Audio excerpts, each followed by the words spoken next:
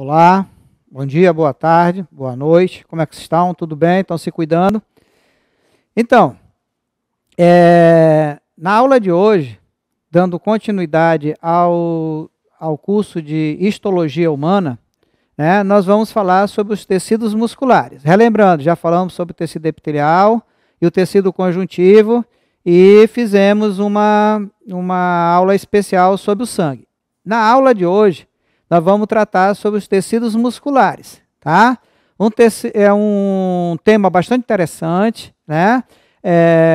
Razoavelmente bem cobrado em prova, não com muita frequência, mas que é importante a gente saber, tá? Então, é bem menos conteúdo, digamos assim, detalhes, se comparado com o tecido conjuntivo. O tecido conjuntivo é o mais detalhado que tem entre todos os tecidos, ok? Então, vamos lá. Características principais dos tecidos musculares. Ele se origina da mesoderme, tá? Assim como o tecido conjuntivo, tá? E esse tecido muscular, ele é responsável por 40% da massa do nosso corpo, massa corpórea. Tá? Então, tem bastante quantidade dele no nosso corpo. Tá? São responsáveis por todos os movimentos do nosso corpo, assim como vai pela nossa postura. Tá certo? Essas são as duas principais funções do tecido muscular. Os músculos, né, são constituídos por tecidos musculares. Então, o músculo é formado por tecidos musculares e esses tecidos musculares se caracterizam por possuir células altamente contráteis. Tá? Ele se contrai e descontrai, ou contrai e relaxa. As células musculares, elas são alongadas, tá? Preenchidas por filamentos de fibras proteicas, as chamadas de miofibrilas. Esse mil aqui é de músculo, tá? Então, fibras de músculo, também chamados de miofilamentos, filamentos do tecido muscular. Os dois filamentos proteicos mais abundantes no nosso tecido muscular são a quitina e miosina, tá? A quitina mais fina e a miosina bem mais grossa, tá? Nosso corpo tem basicamente 3 tipos de tecido muscular. Temos o tecido muscular estriado esquelético, tá? Temos o tecido estriado muscular cardíaco, também conhecido como miocárdio, tá? E temos o tecido muscular liso ou visceral ou não estriado. Então, o tecido muscular liso, como eu disse, chamado de visceral porque faz parte das vísceras. O miocárdio é só encontrado no coração e o restante dos músculos do nosso corpo são todos músculos estriados esqueléticos, porque eles estão associados ao nosso esqueleto, tá bom? Através dos tendões, como já vimos isso anteriormente. As características do músculo estriado esquelético, tá? Então, como o nome sugere, possui estrias transversais, muitos núcleos periféricos. Então, tem muitos músculos na periferia da célula. Uma célula que tem muitos núcleos são chamados de sincício.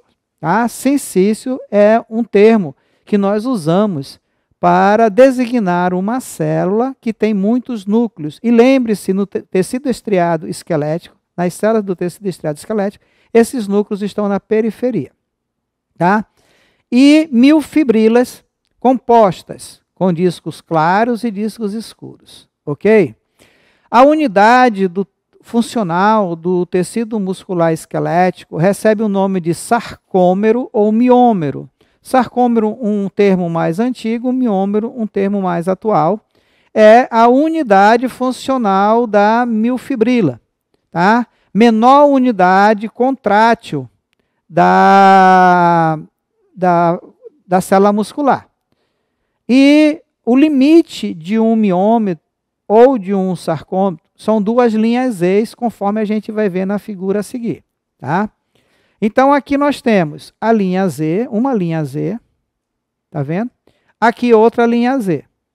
Esse espaço compreendido entre essa linha Z e essa aqui forma um sarcômero. Aqui ele está distendido, tá? Essa região aqui, aonde só tem miosina, essa fibra mais fina aqui, tá? É a miosina, perdão, é a actina, a mais fina, denominado banda I.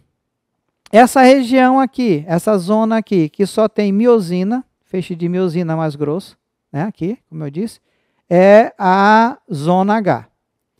Essa região que tem actina e miosina, ao mesmo tempo, é chamada de banda A. Tá? Então, é assim que se organiza um sarcômero quando ele está distendido. Tá?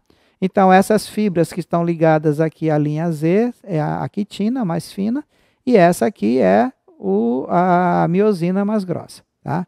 Quando o músculo vai se contrair, essa linha Z vai correr para cá, então a actina vai deslizar sobre a miosina e o sarcômero diminui de tamanho, em compensação aumenta de volume. Tá? Aqui está o sarcômero contraído, certo? Esse processo todo a consumo de ATP.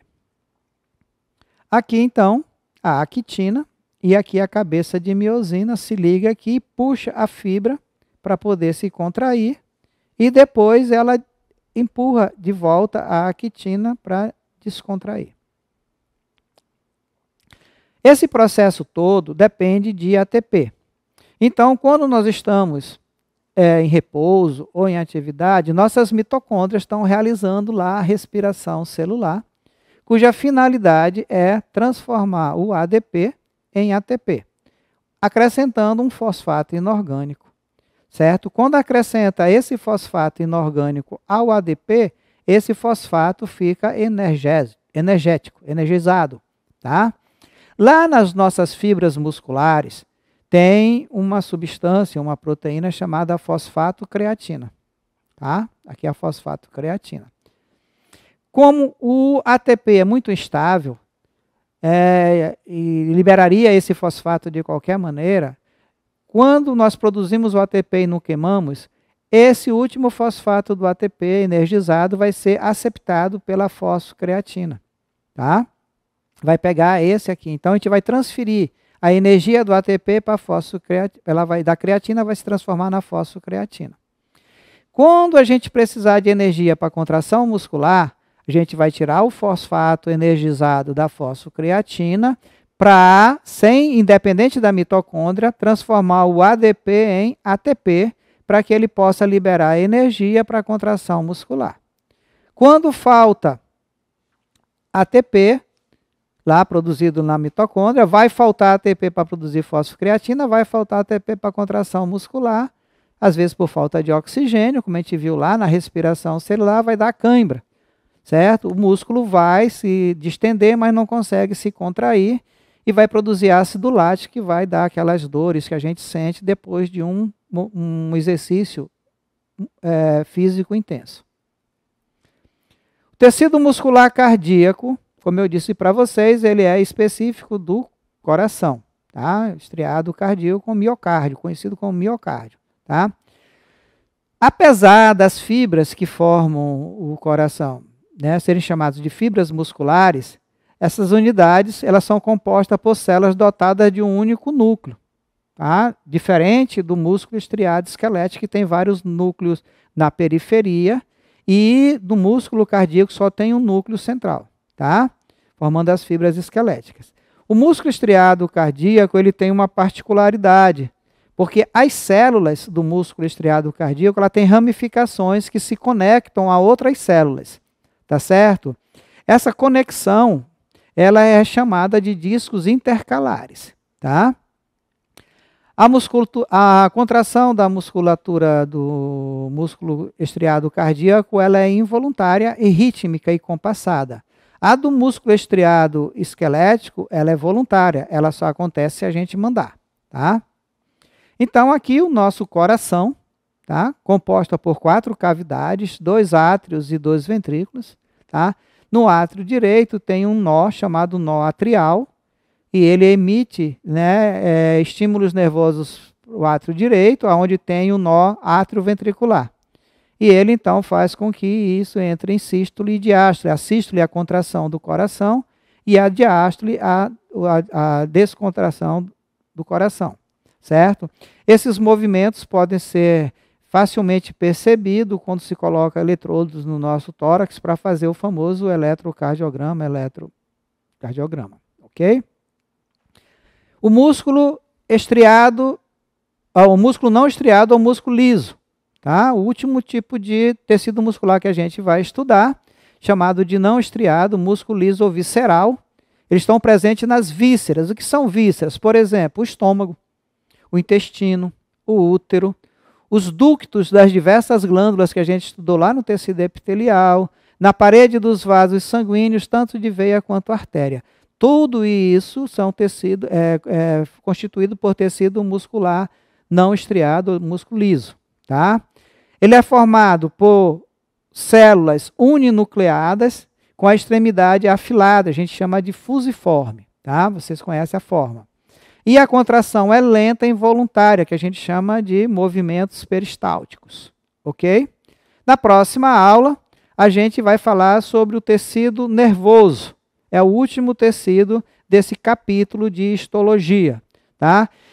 Continue estudando, continue com foco no seu objetivo principal, que é a vaga na universidade, que independente de pandemia ou não pandemia, o vestibular, o Enem vai acontecer, talvez possa até ser adiada a data, mas ele vai acontecer com certeza, e nós podemos, né, continuar ajudando vocês a conseguir obter o seu sucesso, o seu objetivo principal, né? Então, eu podia estar em casa, mas nós estamos aqui gravando essa aula, que é para dar continuidade no seu estudo.